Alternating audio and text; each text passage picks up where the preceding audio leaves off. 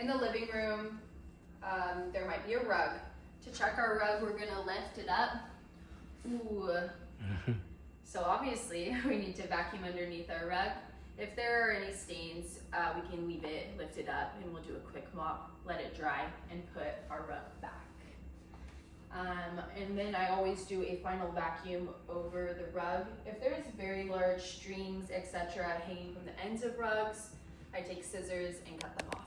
For stains on rugs, I do the same checklist as other upholstery. So I'll be starting with a wet, damp rag, just water, to see if that will get it up. Just some warm water, a good little scrub. If not, I'll go further and use a cleaner, your stain remover cleaner. When you're all finished cleaning any room, you're gonna be shutting the curtains or drapes so that when the guest gets there, they can open it up and say, wow. And also for energy costs, when guests are gone, we're gonna make sure those are closed because it is hot here.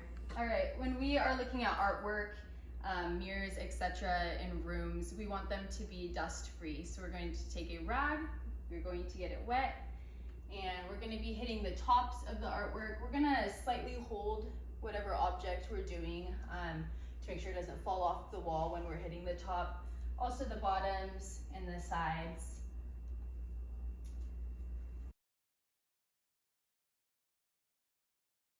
It's just gonna be some warm, damp water.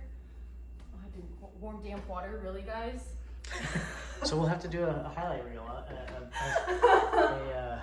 That's so funny. Whatever it's called. Bloopers. No. Okay.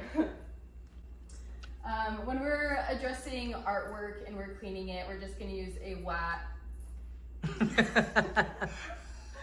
Oh, I can't do this, Brian. I'm getting so stressed out all of a sudden. Ah, you're fine.